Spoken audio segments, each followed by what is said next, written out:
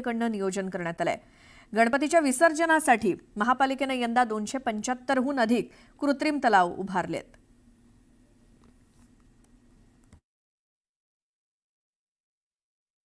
गणेशोत्सवासाठी मुंबई महानगरपालिकेने जय्यत तयारी केलेली आहे आणि आपण आहोत आता गिरगाव चौपाटीवर। गिरगाव चौपाटीवर मंडळांच्या मोठमोठ्या गणेश मूर्ती विसर्जनासाठी येत असतात, त्यामुळे इथे देखील आता जय्यत तयारी महानगरपालिकेने सुरू केलेली आपण बघतोय। इथे पोलीस दलातर्फे पोलीस नियंत्रण कक्ष उभारले जात आहेत। महानगरपालिकेतर्फे येणारे परदेशी पाहुणे आहेत त्यांच्यासाठी एक विशेष एसी तंबू बनवला जातोय।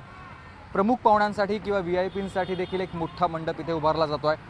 त्याचबरोबर गणेश मंडळांना सूचना करण्यासाठी कार्यकर्त्यांना सूचना करण्यासाठी देखील इथे काही मनोरे उभारलेले आहेत।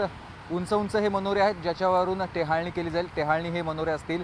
त्याचबरोबर इथे ज्यावेळेला ट्रॉली असते ती ट्रॉली रेतीमध्ये अडकू शकते म्हणून संपूर्ण रस्त्यावर या ज्या ठिकाणी म्हणजे जिथपर्यंत आतमध्ये समुद्रात जिथपर्यंत ह्या ट्रॉली जातील तिथपर्यंत खाली लोखंडी पत्रे टाकलेले आहेत जेणेकरून चाक अडकणार नाही या ट्रॉलीचे। यासाठी देखील ही तयारी आपण बघतोय सगळी सुरू झालेली आहे। मुंबई महानगरपालिकेनं फक्त याच ठिकाणी नाही तर सगळ्याच ज्या ठिकाणी चौपाट्यांवरती विसर्जन होतं त्या ठिकाणी सगळी तयारी सुरू केलेली आपण बघतोय।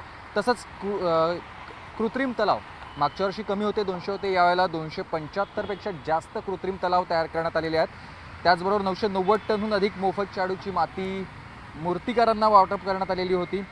त्याचबरोबर 1025 मूर्तिकारांना मंडप उभारण्यासाठी देखील मोफत जागा महानगरपालिकेने दिलेली होती। 10,800 लिटर नैसर्गिक रंगाचं वाटप या मूर्तिकारांना देखील महानगरपालिकेने केलेलं होतं आणि आता सगळीच तयारी जय्यत अशी तयारी महानगरपालिकेनं केलेली आहे। आता फक्त उत्सुकता आहे बाप्पाच्या आगमनाची। व्हिडिओ जर्नलिस्ट हर्षदसह मी सुमित सावंत, न्यूज 18 लोकमत, मुंबई।